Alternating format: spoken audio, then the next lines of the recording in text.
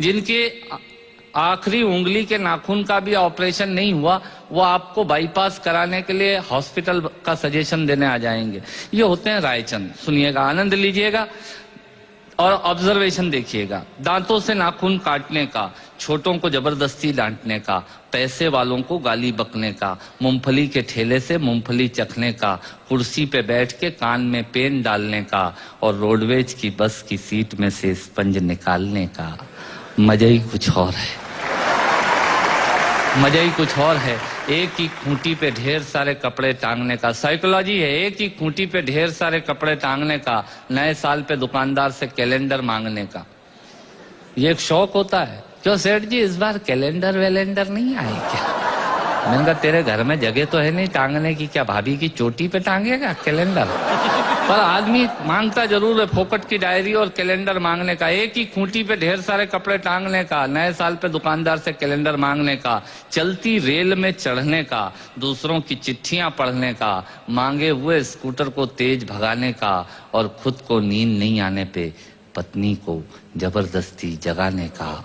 मजा ही कुछ और है, मजा ही कुछ और है।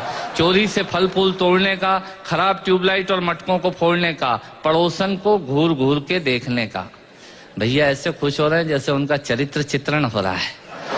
चोरी से फल फूल तोड़ने का, खराब ट्यूबलाइट और मटकों को फोड़ने का, पड़ोसन को घूर घूर के देखने का, अपना कचरा दूसरे के सामने फेंकने का, बाथरूम में बेसुरा गाने का और थूक से टिकट चिपकाने का। मजा ही कुछ और है, मजा ही कुछ और है। ऑफिस में लेट आने का, फाइल को जबरदस्ती दबाने का, चाट वाले से फोकट की चटनी डलवाने का। भैया थोड़ी चटनी देना।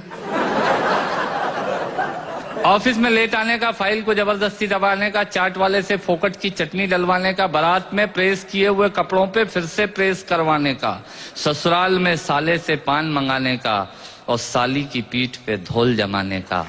मजा ही कुछ और है, मजा ही कुछ और है। ब्याज के माल से मलाई खाने का, थर्ड क्लास ससुराल को फर्स्ट क्लास बताने का। ससुराल किसी की बुरी नहीं होती और साला तो विवेकानंद जी से कम बुद्धिमान किसी का होता ही नहीं है। और ब्याज के माल से मलाई खाने का, थर्ड क्लास ससुराल को फर्स्ट क्लास बताने का, पंगत में बैठ के एक ही सब्जी के लिए दो दोने लगाने का, आरती में सबसे ज्यादा फटा हुआ नोट चढ़ाने का, दूसरे के टेलीफोन से चिपकने का, गुटके और पान इधर उधर पिचकने का, कमजोर से बेमतलब लड़ने का और पत्नी को रोज रोज परेशान करने का। मजा ही कुछ और है।